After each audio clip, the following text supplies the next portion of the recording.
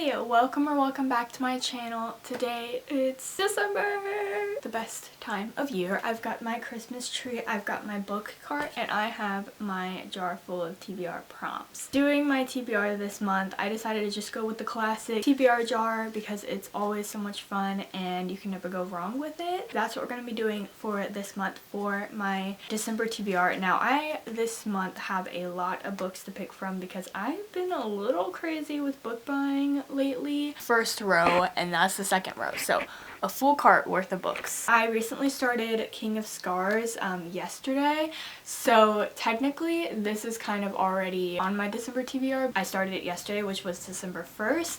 Now I'm doing a book club with this one. My boyfriend's sister just got into reading. She just read Six of Crows and Shadow and Bone, and then she texted me and she's like, I need to read King of Scars, and I was like, I haven't read King of Scars yet, so like what if we do like a little book club together? So we started reading King of Scars together, so this is kind of the first book on my December TBR that I've already started. So I have done a few prompts. There's not a lot in here, but I think it's enough to get through how many books I want to choose, which is only like 5 or 6. So we're gonna go with the first book.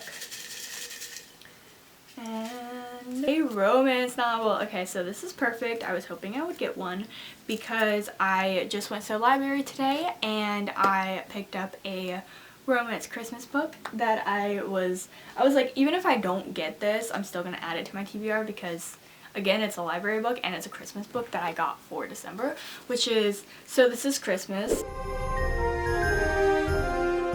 I don't know anything about this book. It was the only Christmas book that I found at my library, but it's a cute cover. It's a short little 300-page romance Christmas novel. I've never read a Christmas romance novel before, so this will be probably my first one. I'm really excited. So this book, let's read the back because like I said, I don't really know much about it. I was like, this is cute, and I checked it out. So we have Mateo, and he's been working at this place for a while, and he has a work life but not really a life outside of that. So when he is tasked to aid a management consultant who has been flown in to help straighten out the king's affairs, he is instantly disturbed by her brash American manners, okay, as well as an inconvenient attraction to the brainy beauty. Okay, so we got a smart girl and a guy who is a workaholic, I guess. Kara is coming to Eldovia to help modernize the royal family's company, but she soon finds herself at odds with the very proper Mr. Ben, as she is annoyed by his dedication to tradition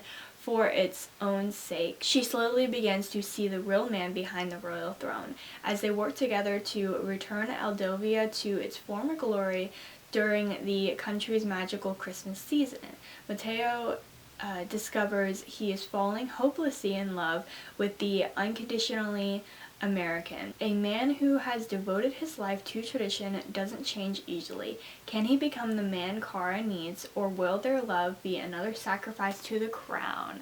Okay, this actually sounds so good now. Okay, so it is 3.42 stars. Not too bad. It's almost 4 stars. So I think that this will be a good little Christmas romance book. Okay, so technically this is the 3rd book in a series, but I don't think that you have to like read it in order. Yeah, they all have different protagonists, so I don't think it matters if I read this being the 3rd book in the series. So that is the first book. So this is Christmas, and I'm adding that to the King of Scars stack here. So book number 2, a beautiful cover. Okay, I have the perfect book for this one.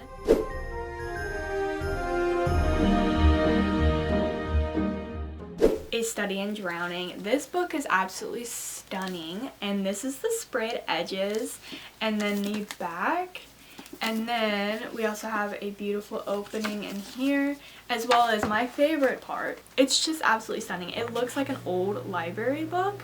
So if you haven't heard about this book, it is basically like a dark academia, like library vibes, and it just sounds so enchanting is like the word that I can think of. It is part historical fantasy, part rivals to lovers, and part gothic mystery. This feminist fairy tale has captivated readers with its haunting dreamlike atmosphere. Iffy is her name, I guess. She has always believed in fairy tales. Even though crumbling under the pressure of her first term at college, she can't always seem to tell the difference between fact and fiction. Taken by chance and maybe fate to the late author's estate, she is intent on finding the purpose of her own story, but instead stumbles upon Princeton. Princeton has come to the manor determined to prove Iffy's favorite author is a fraud, and her only hope of proving him wrong is to conspire with him. On the very edge of a wrathful ocean holds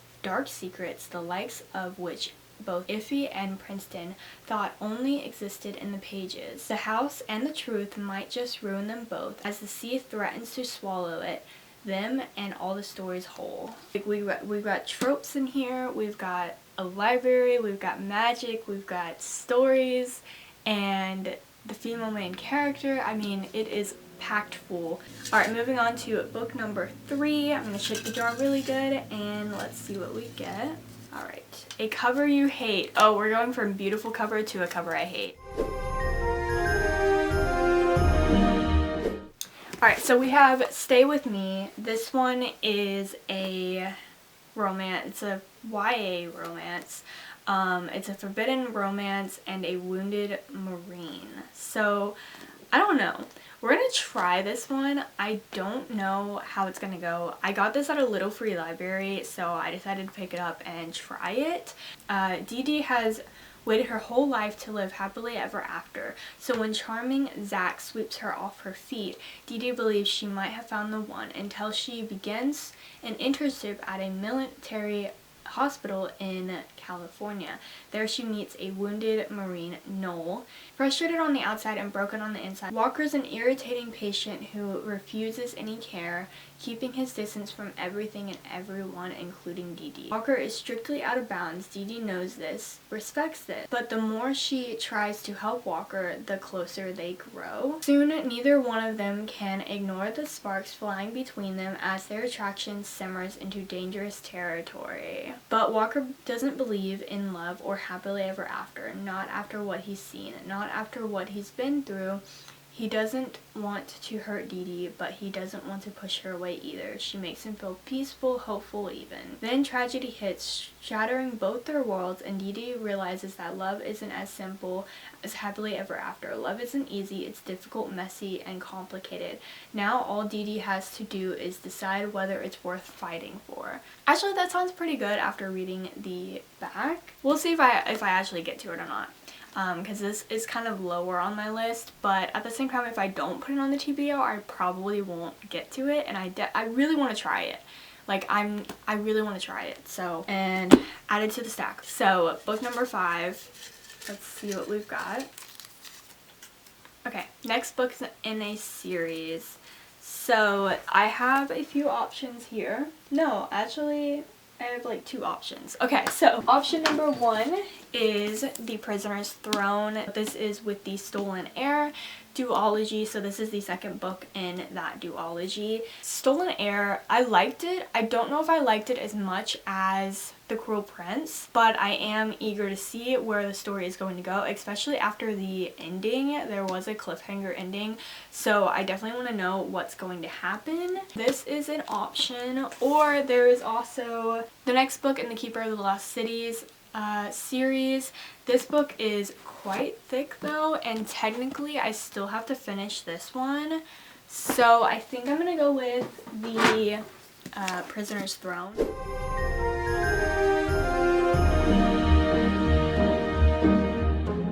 I have to read this book and then I'm done, so I kind of want to like check that off because that would make me feel better. So we're gonna do this. So Jude was the main character in The Cruel Prince, and her little brother Oak was a prince at the time, and so in The Stolen Heir he's grown up and he meets Rin, the main character of The Stolen Heir, and they go through some stuff, and then this book continues their story. Now I don't know if this one is also in Rin's perspective, or if, because I've heard that it might be in Oak's perspective, which I think would be really cool if it was. So the little blurb on this is: an imprisoned prince, a vengeful queen, and a battle that will determine the future of Elfham. So a lot. It sounds like a lot is going to go down in this book, so I'm excited. Book number 6. Book number 6 here. A book with a one-word title. You know, I don't think I have any. Yeah, okay, I don't have it. Actually, I do. But I don't want to read that book. Okay, so my one-word title is Legend, but I'm just not feeling it. Like, I've had that book for like a year now, and I just keep putting it off. I just don't want to start any more series because I'm in the middle of a few different series, and I'm trying to keep my series number like low because I have to finish this one, and then I have King of Scars and Rule of Wolves that will be next, and then I have The Keeper of the Lost Cities, Fourth Wing, and a few others. So I'm trying to keep my like series low. So I'm not gonna go with that one because I don't want to start any more series right now. So we're gonna draw again. An author you've never read. So let's see. We have a few different ones that I can pick from. So actually no, I think we only have a few. Okay, so Pearson I have read, Mary Lou I've read. Okay, this book I have not read yet. I've already read a book by this author. Okay, so you guys are gonna hate me. Oh my god. Ooh. Okay, I probably won't get to this book. But this is an author that I haven't read yet, which is An Ember in the Ashes by Saba Tahir. Okay, listen. I'm more excited about this book than I am about Legend. Please don't hate me. I literally just went back on my word and said I didn't want to start another series. You know, I could do The Great Gatsby because I haven't read this author yet. That'd be a better option so that I don't start another series. And also it's a really short book. And then the only other book that I haven't read an author by is Miranda Collins. This is a Lady's Guide to Mischief and Mayhem. This one looks really interesting. I got this yesterday and I'm really excited about it. But I already have 2 romances, so I'm gonna put this one back because I'm just not feeling the romance. Like, I don't want to do too much romance. I want to have like a good variety here. So, okay, so I also have this book, which is Road of Bones. Yes, Road of Bones. This is also a series though, but the book isn't out. Like, the second book isn't out yet. So I think I'm gonna put this one back. But this is also an option. It's like a Viking kind of vibe. But you can see how thick it is. And I already have a big stack. We're putting it back. And we're going with The Great Gatsby because it's under 200 pages. I've always wanted to read a classic. And I think that I'll get through this pretty quick because the stack that I have right now is already pretty chunky. So we're gonna go with The Great Gatsby.